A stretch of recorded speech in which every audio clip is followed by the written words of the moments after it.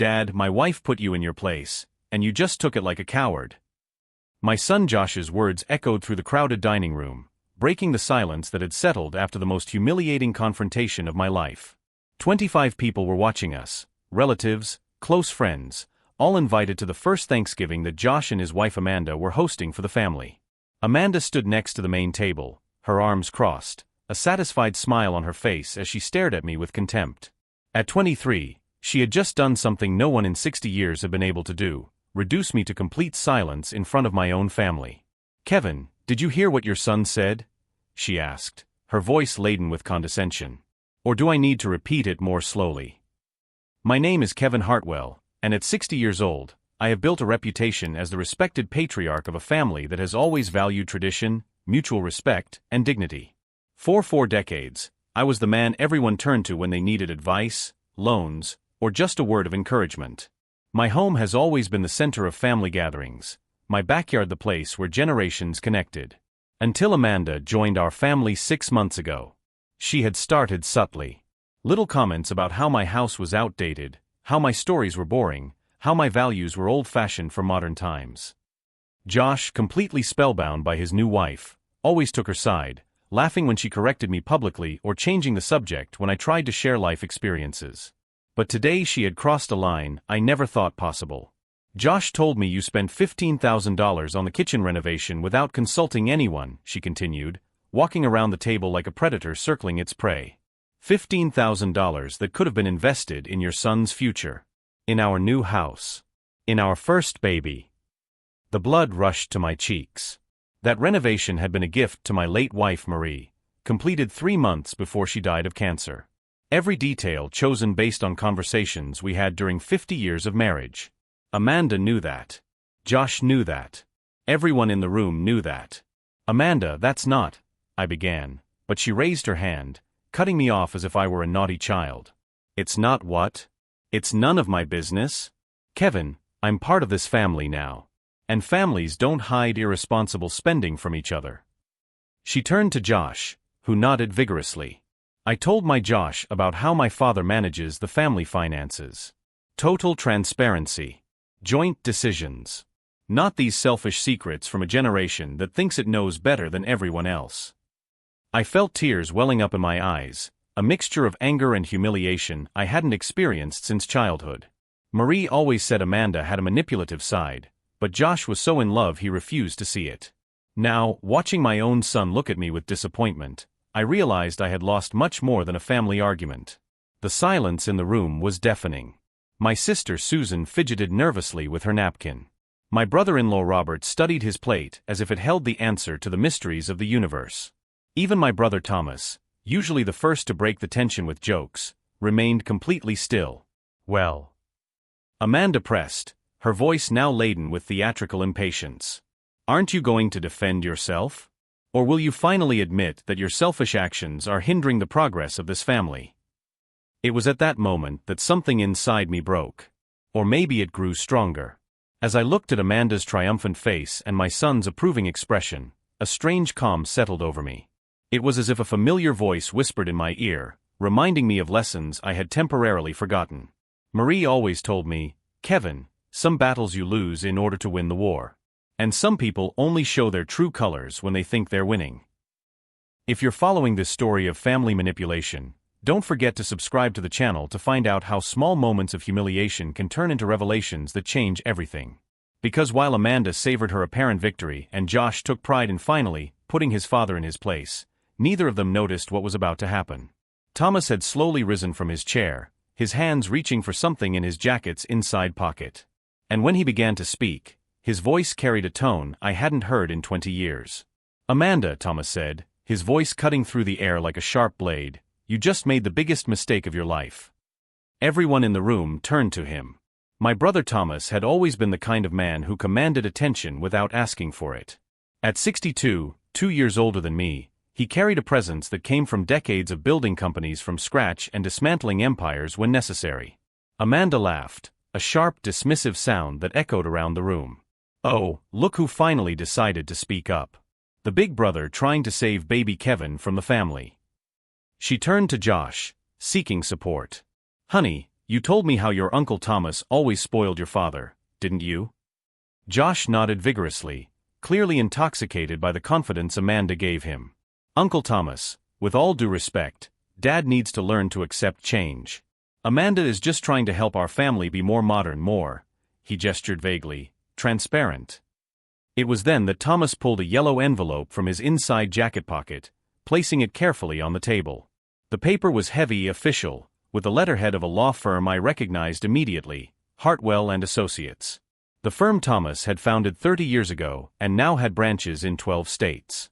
Amanda, Thomas continued, his voice maintaining the dangerously calm tone, you seem to have a very interesting understanding of financial transparency. Especially considering you've spent the last 6 months investigating the Hartwell family's finances without authorization. Amanda's smile faltered for a split second before returning, even brighter. Investigating? What a dramatic word, Thomas. I'm just trying to understand how this family works so I can better contribute. Contribute, Thomas repeated, as if savoring the word. That's an interesting way to describe what you've been doing. He opened the envelope with deliberate movements, removing a stack of documents. For example, your attempt to access information about Marie's trust account through Josh. I felt the blood freeze in my veins. Marie's trust account was sacred, established years before her death to ensure that certain family traditions and donations would continue even after we were gone. Josh knew of its existence, but had never had access to the specific financial details. I didn't, Amanda began, but Thomas raised a hand, silencing her. Or your visit to the central bank last week, where you introduced yourself as the Hartwell family's future power of attorney and attempted to obtain information about long-term investments. Thomas placed a series of photographs on the table. Security camera footage is very useful these days. Josh was pale, looking between Amanda and the photographs as if he were seeing his wife for the first time. Amanda, you told me you were going shopping. Josh, honey, I can explain. Amanda tried to reach for his hand, but Josh instinctively pulled away. Thomas wasn't finished. But my favorite discovery, he continued, pulling out another document, was your consultation with a divorce lawyer 3 weeks ago. Apparently, you wanted to understand exactly what your rights would be regarding family property if your marriage to Josh didn't work out.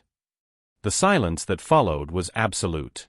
You could hear the ticking of Marie's antique clock in the adjacent room, a sound I had always found comforting, but now it seemed to be counting down the seconds to an inevitable explosion.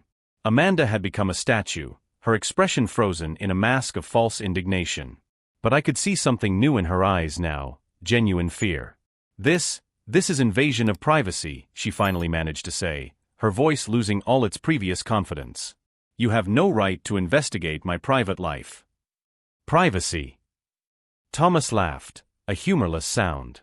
Amanda, dear, you lost any right to privacy the moment you decided to try to defraud my family. He turned to Josh, his tone softening.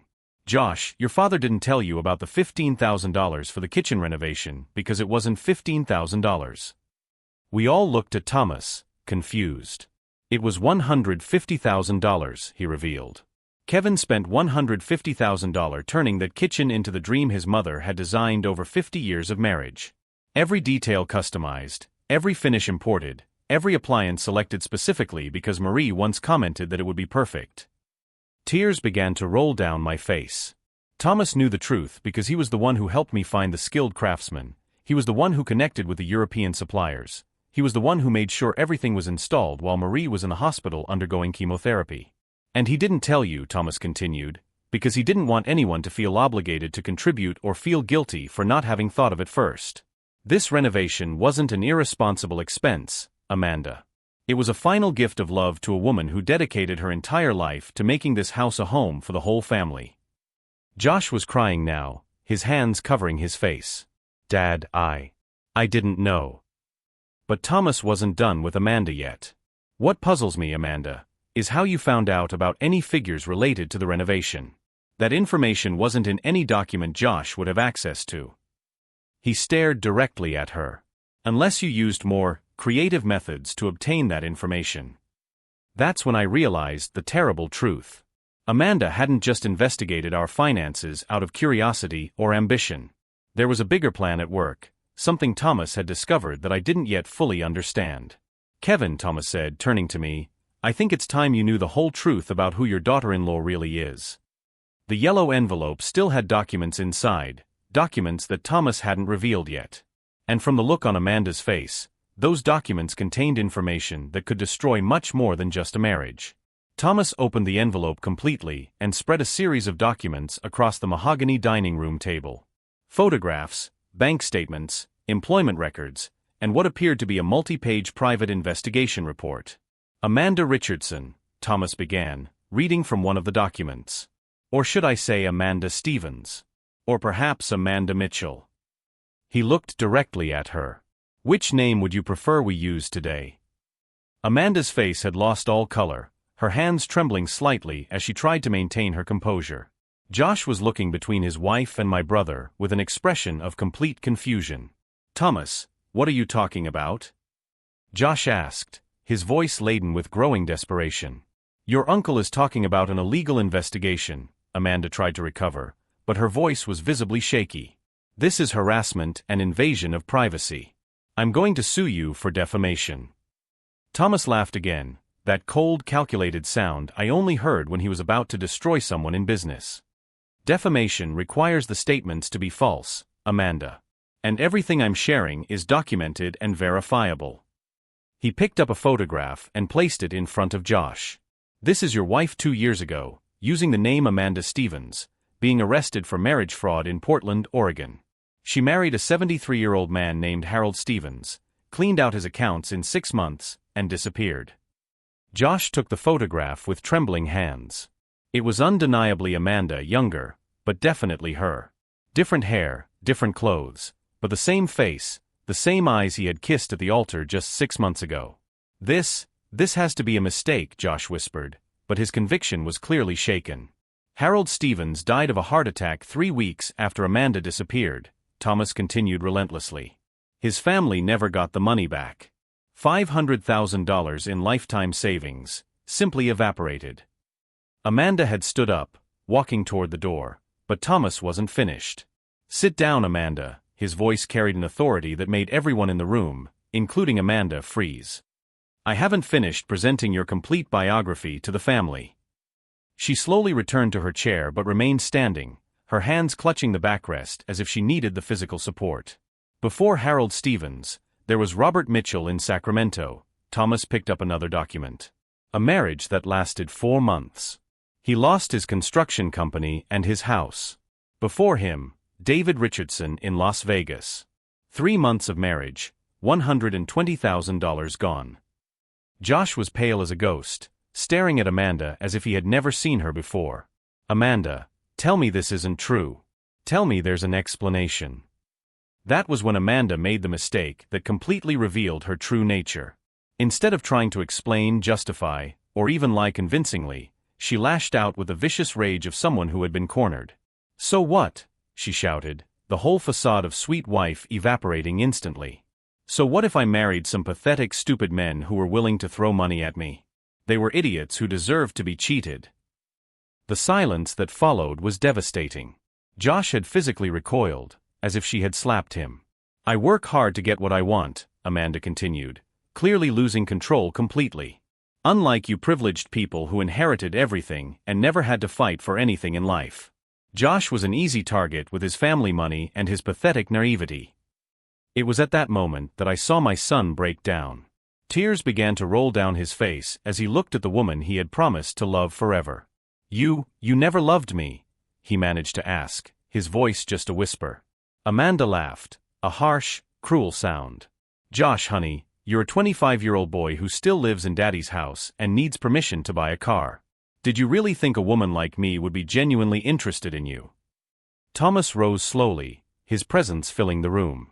Amanda, you have approximately 5 minutes to leave this house before I call the authorities. There are active arrest warrants against you in 3 states. You can't kick me out, she replied, but fear was clearly returning to her voice. This is Josh's house too. Actually, Thomas said, picking up another document, this house belongs to a family trust established by our parents 40 years ago.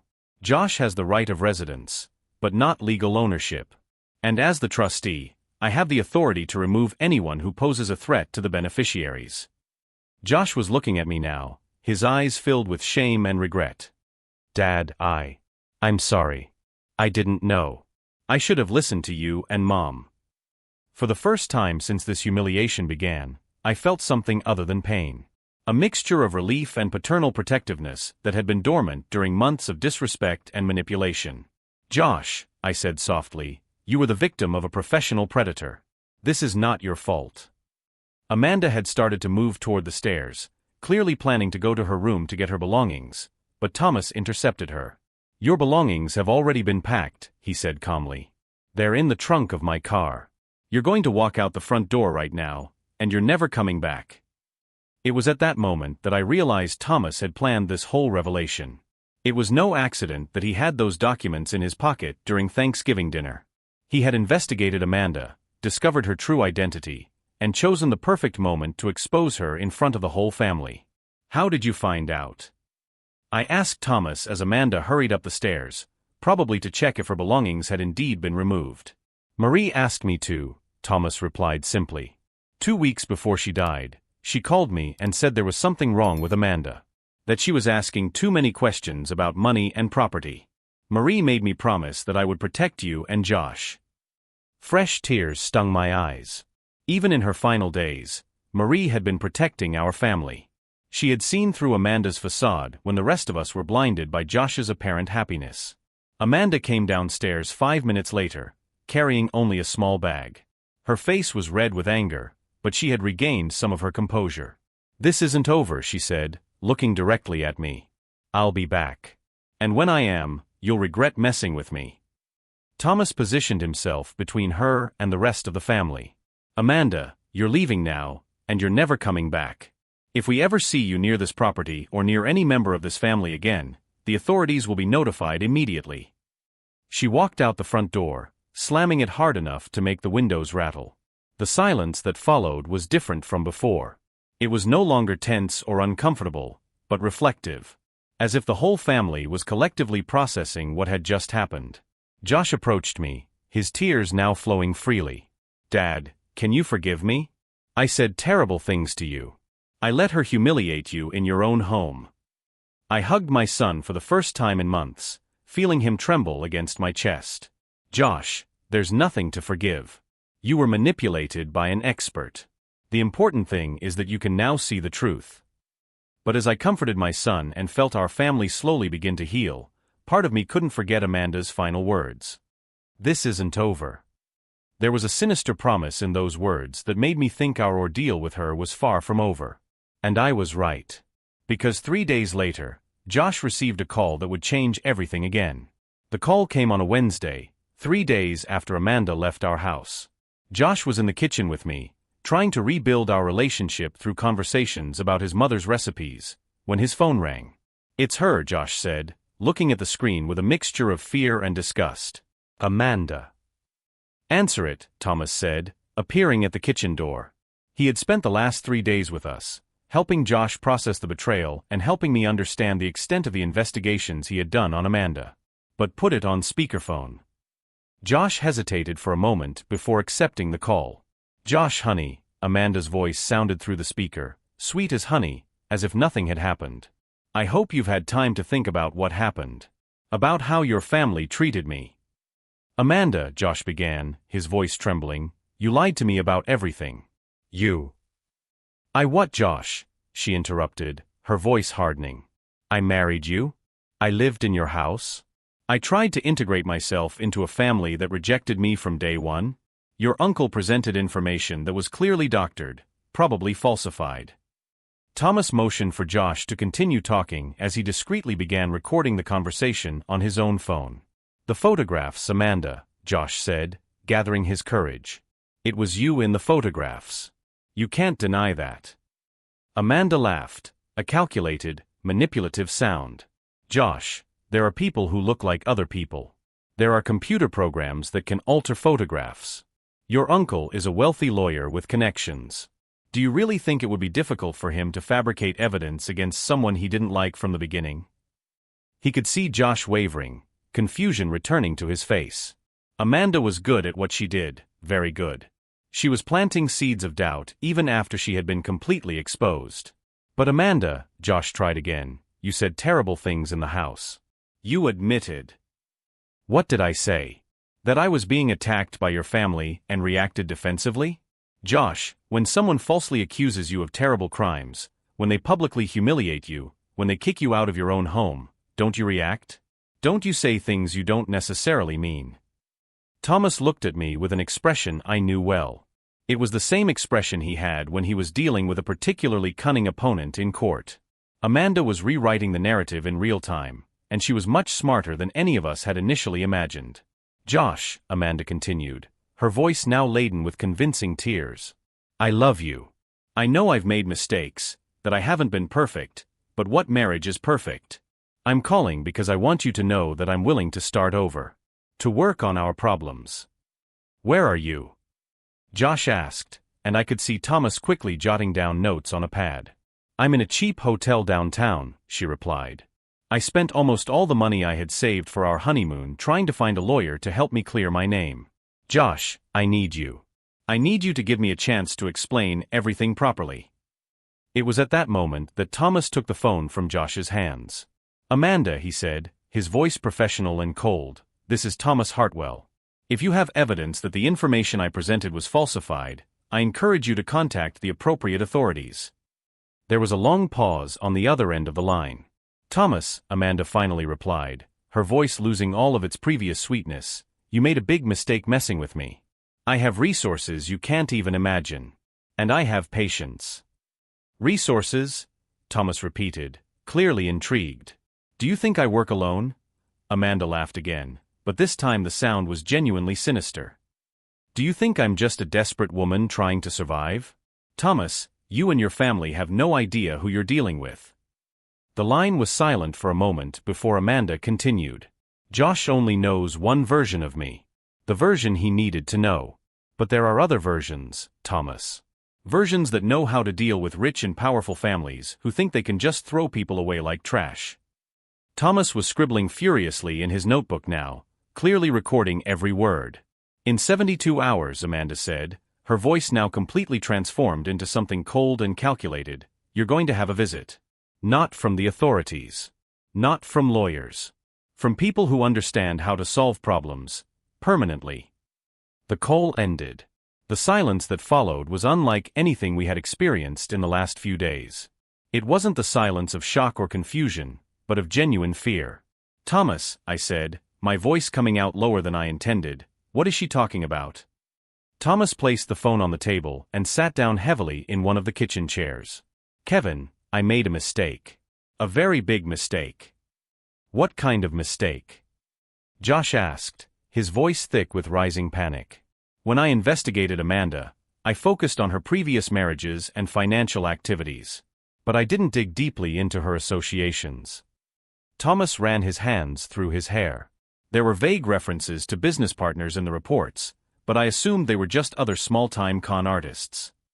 He pulled out his laptop and began typing rapidly. But that call, he stopped typing and looked at us. That call suggests that Amanda is part of something much bigger. An organization. Possibly organized crime. I felt the blood freeze in my veins. Organized crime. Fraudulent marriage schemes are often multi-person operations, Thomas explained, returning to typing. One person does the legwork, others provide false identities, documentation, legal support when necessary. And when something goes wrong. He didn't need to finish the sentence. If you're following this escalation from a simple family exposure to something much more dangerous, be sure to subscribe to the channel, because what happened next proved that even the most prepared families can completely underestimate the extent of the threat they face. Josh was pale, looking between Thomas and me as if he expected one of us to say it was all a misunderstanding. So what do we do now? He asked. Thomas closed his laptop and stood up. Now we do something we should have done from the beginning. We call in real professionals. He pulled out his phone and dialed a number he clearly knew by heart. Marcus? This is Thomas Hartwell. I need your services. No, it's not a legal case. It's the other kind of problem. As Thomas spoke in code that I didn't fully understand, I began to realize that our situation had turned into something far beyond family drama. Amanda wasn't just an opportunistic con artist. She was part of something bigger, something organized, something that had the resources to solve problems permanently. And we had just become one of those problems. The next 72 hours would determine whether we could protect our family or whether we had inadvertently declared war on forces we were not prepared to face. Marcus arrived the next morning, a 50-year-old man with the unassuming appearance of an accountant, but eyes that had seen things I didn't want to imagine. He sat in my living room as if he were discussing investments, but the words that came out of his mouth belonged to a completely different world.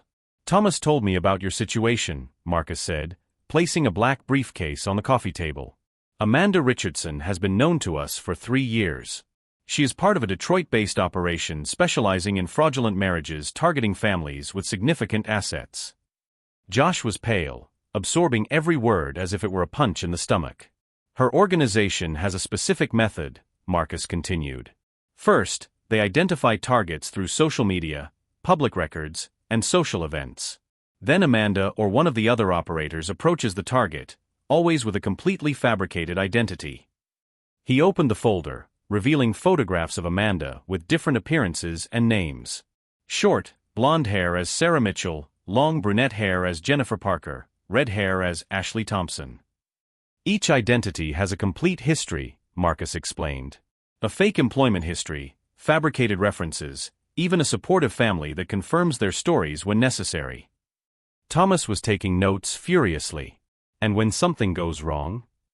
"That's where the problem comes in," Marcus replied, his expression becoming more serious.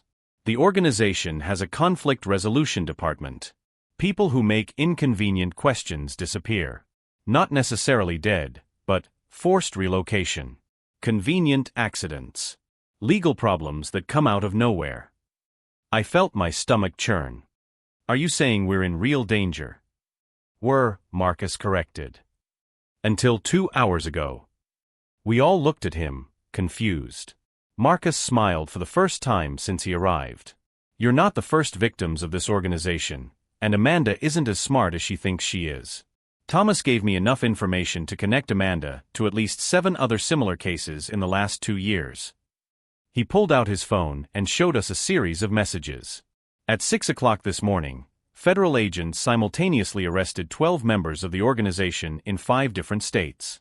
Amanda was one of the first. Josh stood up abruptly. "They arrested Amanda?" "Attempted murder, wire fraud, conspiracy, money laundering," Marcus listed. "She's facing at least 20 years in federal prison." That's when my phone rang. The name on the screen made my blood run cold. "Amanda. How is she calling if she's been arrested?" Josh asked, looking like he was about to panic. Marcus motioned for me to answer it, but to put it on speakerphone. "This call is being monitored and recorded," he whispered. I accepted the call with trembling hands. "Kevin," Amanda's voice sounded desperate, completely different from yesterday's menacing confidence. "I need to talk to Josh. Please." "Amanda," Thomas stepped in, "this is Thomas Hartwell again. I understand you're facing some legal difficulties at the moment." There was a long pause. "Thomas, you don't understand. I can make a deal. I can give you information about people much more dangerous than me. But I need Josh to help me with bail." Josh was staring at the phone as if it were a poisonous snake. "How much is the bail, Amanda?" Thomas asked, clearly amused. $2 million, she replied, her voice breaking. "Josh, please. You know I love you. Everything I did was to protect our future. The charges are exaggerated there." "Amanda," Josh finally spoke, his voice surprisingly firm. "You lied about everything. About who you are, about loving me, about wanting a family. You're a professional criminal." "Josh, no." Amanda cried. "You don't understand. If I don't get bail, they'll kill me in prison. These people don't mess around." Marcus signaled to Thomas, who nodded. "Amanda," Thomas said, "I'm curious about something. You mentioned yesterday that we would have a visitor in 72 hours. Who exactly?" There was complete silence on the other end of the line. "Amanda." Thomas pressed. They're not coming anymore," she finally admitted. "They've all been arrested. The FBI knew everything. Someone turned them in." It was then that Marcus revealed the most impressive part of the whole plan. "Amanda," he said, identifying himself for the first time, "this is Special Agent Marcus Chun, FBI. I've been at the Hartwell family home for 3 hours, recording this conversation." The silence that followed was deafening. "Thomas," Marcus continued, turning to my brother, "called me because he recognized your description of Amanda's threat. Our department has been investigating this organization for 2 years. Yesterday's call, where Amanda mentioned solving problems permanently, gave us probable cause to expedite the arrests." Josh slumped heavily into his chair. "So, it was all a trap?" "Not exactly," Marcus explained. "Amanda was indeed part of a criminal organization. The threats were real. But when Thomas came to me, we realized we had a unique opportunity to capture the entire network." Thomas was smiling now, a smile I hadn't seen since we were mischievous kids getting into trouble together. "Kevin," he said, "remember when we were little and I always said I wanted to be a cop when I grew up?" I nodded, confused about where this was going. "Well, I never became a cop. But I did specialize in federal criminal law. And for the past 5 years, I've been working as a consultant for the FBI on sophisticated financial fraud cases." My mind was struggling to process this revelation. You work for the FBI?" "Freelance consultant," Thomas corrected. "When Amanda made those threats yesterday, I didn't call a shady friend. I called my contact at the bureau. Marcus and I have worked together on at least 10 similar cases." I looked at Marcus, who confirmed with a nod. "The most impressive part," Marcus added, "is that Amanda truly believed she had successfully intimidated you. She called her supervisors at the organization last night, bragging about how she had neutralized the Hartwell threat. That call gave us the phone numbers and locations of all the remaining members." From the phone, I could still hear Amanda crying. "Please," she begged. "Josh, you can't just abandon me here. I'm your wife." Josh took the phone from my hands. "Amanda, you were never my wife. You were an actress hired to steal from my family. And now you're going to pay for every lie, every manipulation, every moment you made my father feel humiliated in his own home." "Josh, don't." "Goodbye, Amanda," Josh said, and hung up. Marcus closed his briefcase and stood up. "You will probably be called to testify during the trial, but from now on, you are completely safe. Amanda and her associates will be in prison for a long time." As Marcus prepared to leave, Josh approached me. "Dad," he said, tears in his eyes, "will you forgive me for everything I said? For letting her humiliate you? For doubting you?" I hugged my son, feeling as if we were reconnecting after years of distance. "Josh, you were the victim of a sophisticated criminal operation. People trained to manipulate exactly the way Amanda did." Thomas put his hand on my shoulder. "Kevin, there's something I haven't told you yet." I looked at him, bracing myself for another revelation. The investigation into Amanda revealed something interesting about that $15,000 she mentioned, Thomas said. "She knew about the kitchen renovation because she had hacked into your bank accounts months before she met Josh. The entire relationship was planned from the beginning, based on stolen financial information." The anger I felt at that moment was unlike anything I had ever experienced before. It wasn't just about being deceived, but about the complete violation of Marie's memory. "There's more," Thomas continued. "Amanda wasn't just planning to steal money. She was gathering information for an eventual charge of mental incapacity against you, Josh as the sole heir, and then a convenient accident that would eliminate Josh as well." Josh turned pale. She was going to kill me?" Marcus nodded. "The plan was detailed. Amanda wasn't just a con artist, Josh. She was a murderer."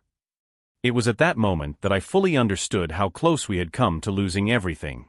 Not just money or property, but our very lives. "Thomas," I said, my voice thick with emotion, "how can I ever thank you for saving our family?" "Kevin," he replied, hugging both Josh and me, "family is family. And no one messes with the Hartwell family."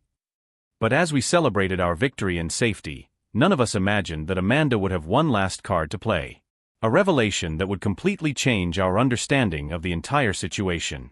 3 weeks after the trial, Josh and I were in the kitchen that Amanda had tried to use as a weapon against my memory of Marie. He was learning to make his mother's chocolate cake, following the handwritten recipe we found in a forgotten drawer. "Dad," Josh said, Stirring the batter carefully, the lawyer called today. Amanda was sentenced to 25 years without the possibility of parole. I nodded, feeling a mixture of relief and sadness. What about the others? 17 people in total. The entire organization has been dismantled. Josh stopped stirring and looked at me.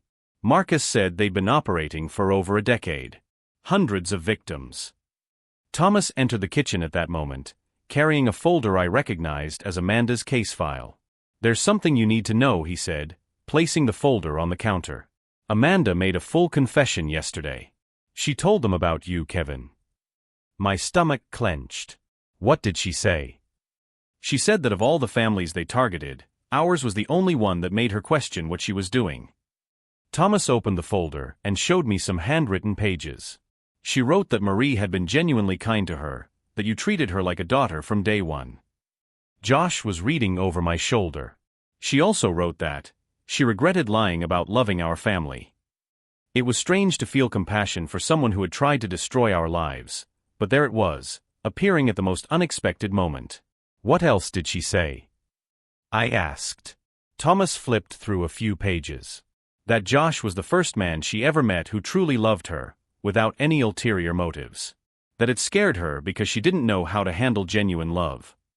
Josh was crying now, tears dripping onto the cake frosting.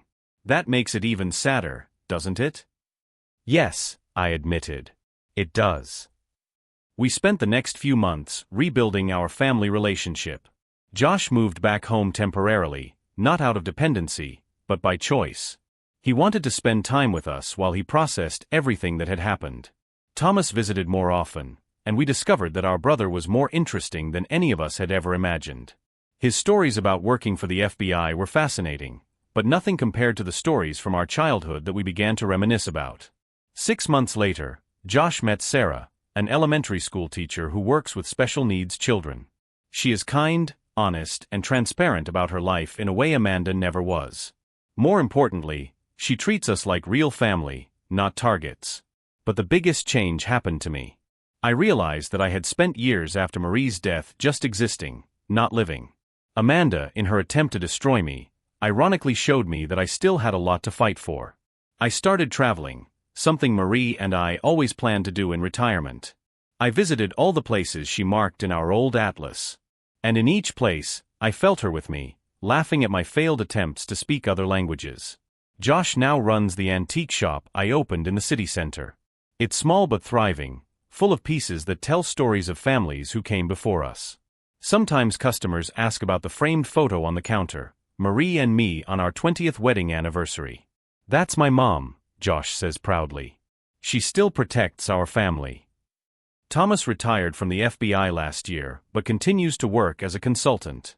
He says our case was one of the most satisfying of his career, not only because justice was served, but because a family was saved.